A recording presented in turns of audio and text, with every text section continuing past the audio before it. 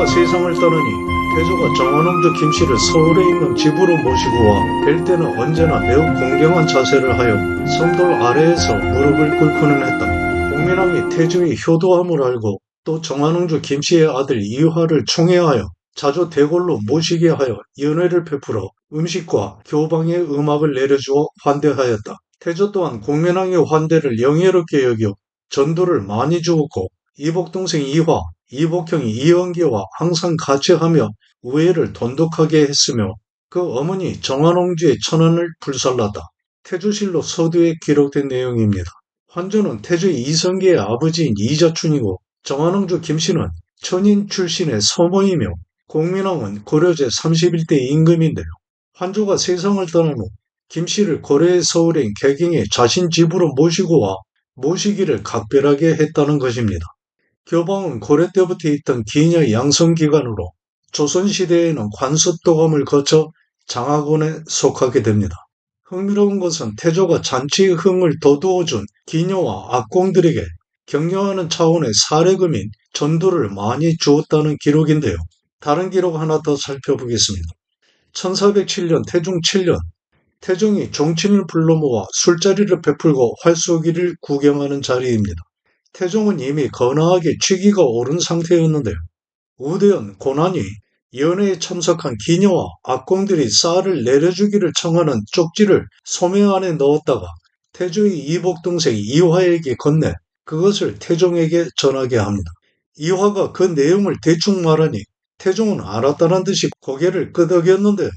그의 우대현 고난은 임금의 명이 담긴 증명패를 만들어 기녀 9명에게는 각각 쌀 2석씩, 악공 11명에게는 각각 1석씩 주도록 합니다.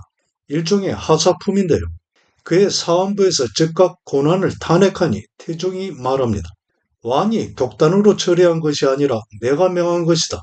임금이 취해 있는 틈을 타 슬쩍 처리했다고 판단한 것인데요. 아마도 그날의 기녀와 악공들은 그런 자리에 자주 참석해 우대원과 태종 또한 익히 알고 있던 사람이었던 것 같습니다. 생활이 궁핍한 기녀와 악공들이 도움을 청한 것일 텐데요.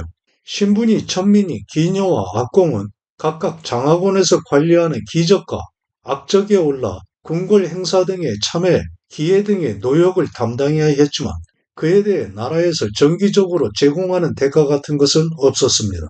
다만 관기와 악공 각 1인당 2명의 봉족이 주어져 그들이 바치는 가포로 생활을 감당해야 했는데요.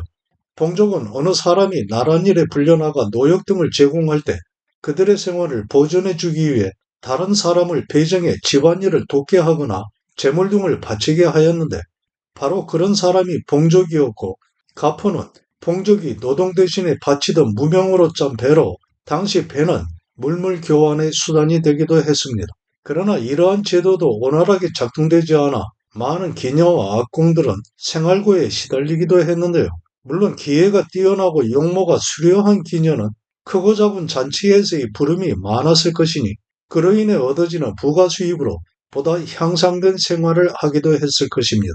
조선 중기인 1620년 광해군 12년 장하권에서 아래입니다. 본원에 속한 기녀와 악공들의 봉족을 각도의 각 관하에서 도망하고 없는 사람들로 채웠기 때문에 몇 해 동안 가포를 받지 못해 굶주리고 헐벗어 그 고통에 몸에 사무치고 있습니다. 언제나 뜰한 가득이 모여 그에 대한 대책을 호소하고 있는 실정입니다.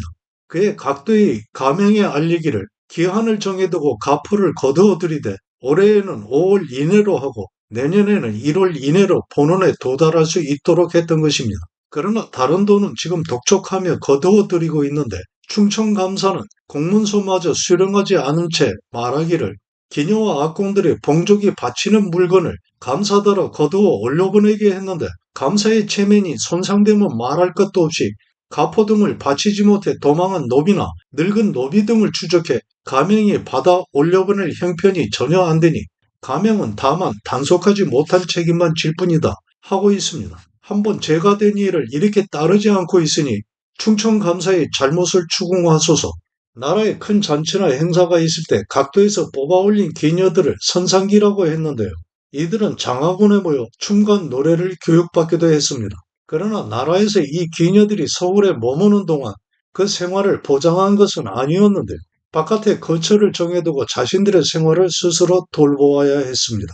조선시대 기녀는 크게 서울에 있는 경기와 지방 관아에 소속된 관기로 구분해 볼 수 있는데요. 1447년 세종 29년에 의정부에서 서울의 기세, 즉 경기의 수를 줄일 것을 청합니다.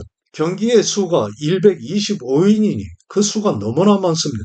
사신을 접대하고 내전에서 잔치할 때 필요한 여학이 40인이니 예비로 한부를 더하더라도 80인이면 충분하며 춤추는 어린 기생 6인에 14인을 더 보충하여 모두 100인을 정원으로 하고 나머지는 모두 없애서 기생을 둘러싸고 일어나는 폐단이 많으니 그 수를 줄이자는 것인데 세종은 그에 따릅니다.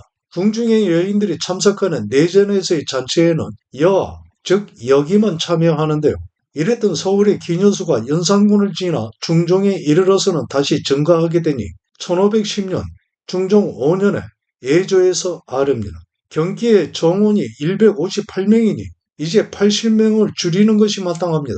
가동과 무동은 합해 80명으로 하고 11세에서 15세까지의 공천과 양인 중에서 뽑을 것이며 평안도의 평양에는 가동과 무동을 합해 20명을 두고 영변과 정주에는 가동과 무동 합해 15명을 두며 성주와 함종에는 가동과 무동 합해 10명을 두도록 하소서. 가동은 노래를, 무동은 춤을 추는 어린 남자 아이들인데요. 이들을 여학에 대비하여 남학이라고 부르기도 했습니다. 이들의 교육을 담당하는 관아는 이름을 바꾸어가며 장학원에 이르게 되는데요. 초기에 관습도감에서 악학도감으로 다시 장학서에서 장학원으로 계층하게 됩니다. 이 장학원이 현재의 국립국악원으로 이어지게 된 것입니다.